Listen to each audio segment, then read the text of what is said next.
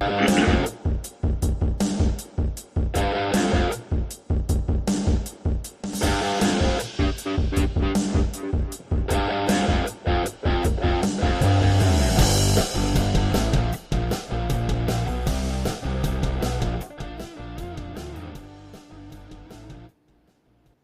morning, hockey fans. This is Stephen Heisler with HeisHockey.com, the Victoria's Hockey Company.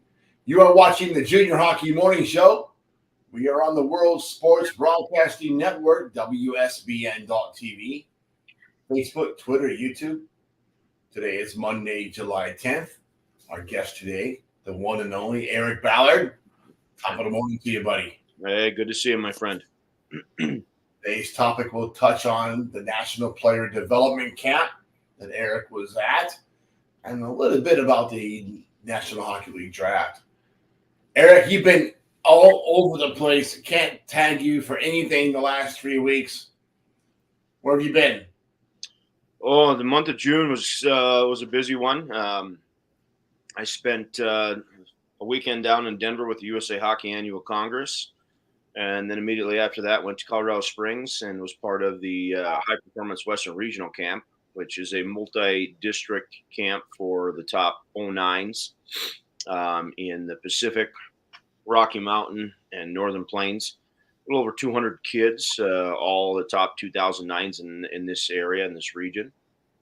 Came home for just a couple days and then went out to Buffalo, New York, and was able to work the 17 National Festival, which is again another couple hundred top 17-year-olds in the entire U.S. Format changed a little bit this year for the National Festival. They actually built teams based on your district. So just one practice, one 45-minute practice, and then right into the games. It was a great experience. I haven't been to a national camp in over 14 years, but it was held in St. Cloud, Minnesota. So it was an experience, one that I'll remember for a long time. After messing around in youth hockey for the last, half dozen years or so, I guess, how refreshing was it to get back on the ice with players at such a high level? That's a great question, Stephen. I think, like anybody, you kind of get set in a certain spot sometimes, and because I have coached at a high level in the past, it was really refreshing. Refreshing, I guess, is an understatement. It was awesome. I didn't get to coach with the 17s. I was a team leader. I got to good on the bench. I was coaching with both Andy Bichette and Chad Demers. So two really good qualified coaches. Andy's associate head coach at Augustana, the new D1 school, and Chad Demers is associate head coach for the USHL Fargo Force. So got to spend an entire week with about 9 days with those guys on the bench, working with the team and working with those guys. But the 14s, I had the privilege of coaching with Mark Fritchie, another pretty big player and coach for many, many years.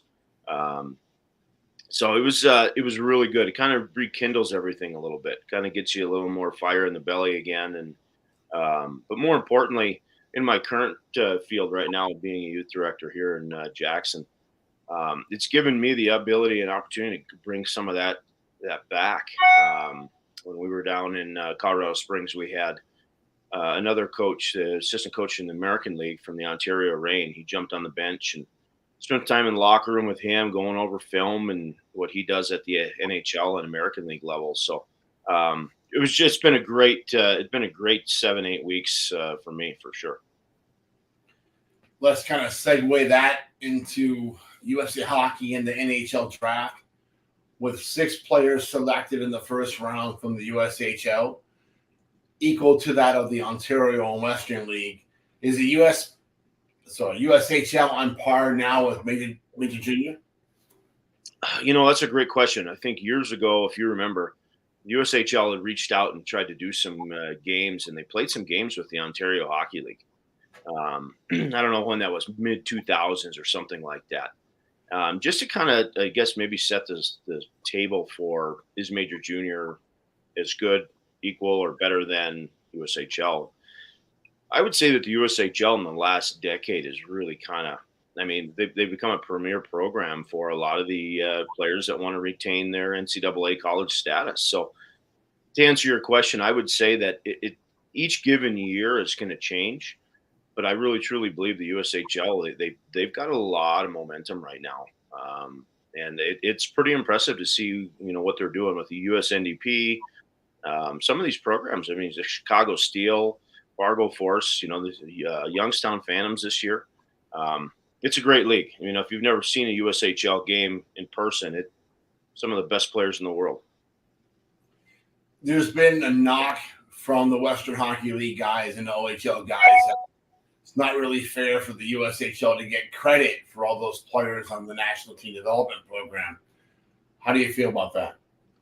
Well, I would disagree with that just because it is a USHL program. I mean, they compete in the USHL. They're the best 17-year-olds in the country, and that's the league they play in. When I coached in the North American League at that time, the USNDP was in the North American League. And we as a North American League members, we claimed them as a North American Hockey League team. So I think it's a league you play in, and I would disagree with that. I mean, it's a knock. That's fine, but they play in the league. Absolutely.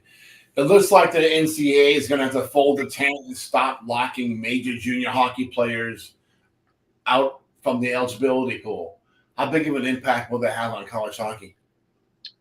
Yeah, I mean, I think that conversation has been going on for a while. I don't think it's going to change much. I mean, I really, truly believe that the process and the framework that's in place now doesn't change. So I don't think it impacts much.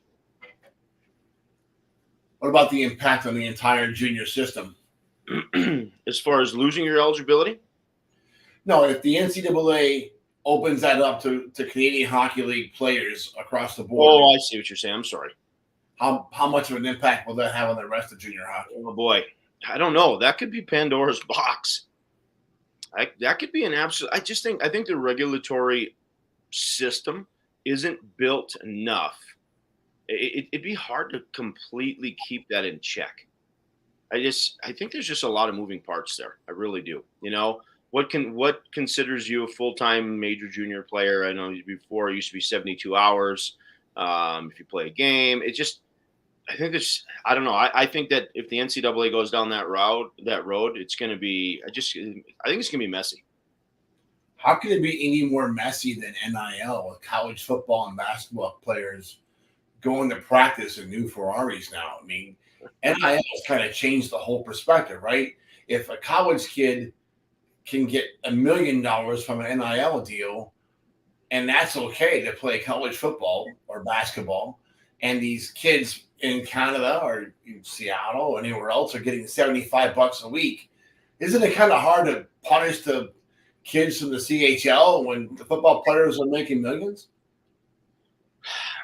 That's a great question, Stephen. I think the one thing I'd come back with, that's why our game is so unique and so it's a different lane.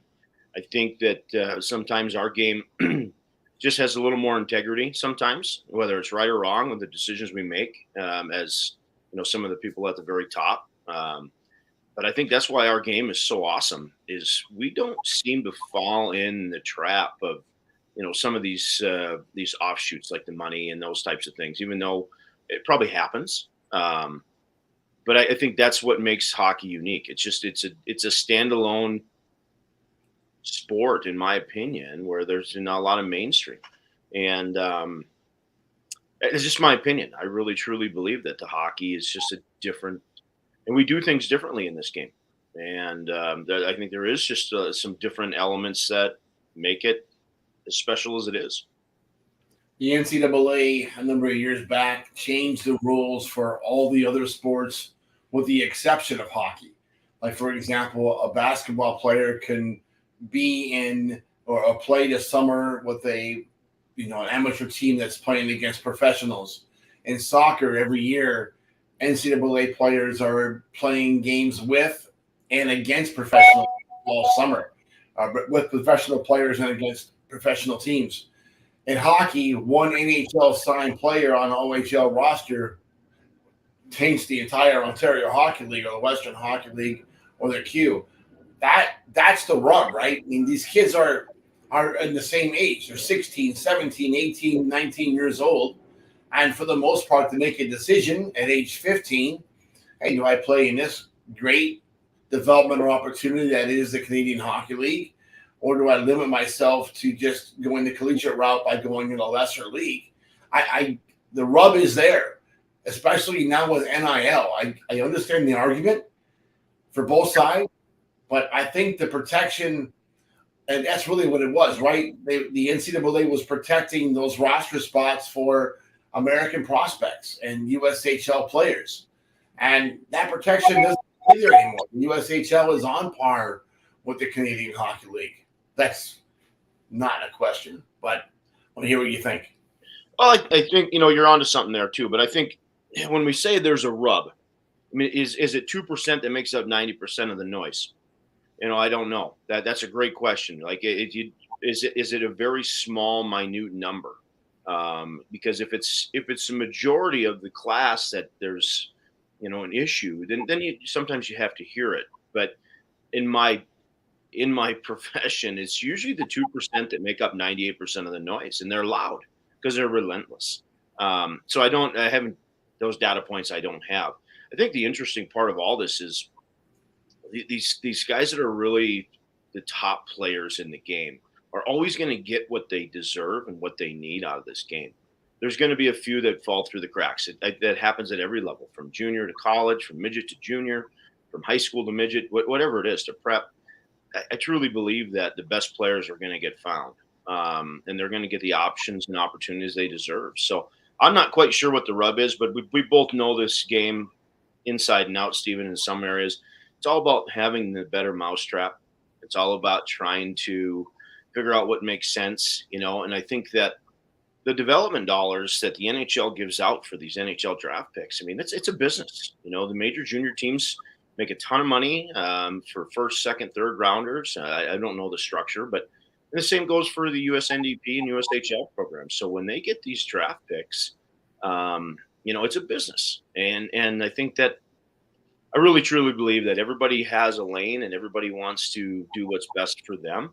But geez, I go back to many, many years ago when the America West, North America, and USHL all played for one national championship called the Gold Cup.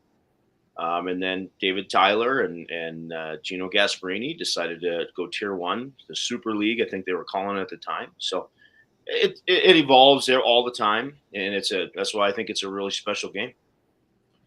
Very good, Eric.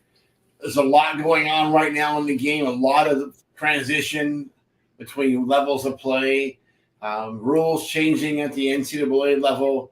I think we're at a time of our life that we never really expected, right? If you look back 30 years, you and I have been friends or so, that we've seen so much in the game transition to the point where it is today. But I think one thing we can agree on without any reservation is that the development of the player right now is at a level that has been unseen in history. These kids are able to get so good, so fast with specialized training, with access to information and video. We're at probably the pinnacle of hockey right now as I've ever seen it. No argument there. No argument. Like when we were at the Western Regional Camp, these are the 2009s. These kids are 14. And to see some of the skill sets, we had a young man on our team played for the LA Junior Kings, phenomenal athlete, just unbelievable. And at 14 years old, we all, we've been around the game a long time. You see the Connor McDavids. I had the privilege of watching Connor McDavid as a 15-year-old in Erie. But those guys are unicorns. But now you see these kids in their skill sets at a young age with specialized training, with the give back. I think the give back is a big difference today. Years ago, before social media and everything like that, a lot of coaches, including myself, we hung on to things that worked. You didn't share because you wanted to make sure you kept, again, the better mousetrap. So I think today the sharing aspect and the collaboration between coaches and levels and educators and teachers of this game has reached an all-time high, and hence the player development. You make a great point. Player development is at an all-time high since I've been in the game, as long as we have been in the game. It's a long time, unfortunately. Absolutely. Eric, thank you for joining us this morning. Thanks for having me, buddy. Tomorrow, you folks enjoy your morning coffee and have an absolute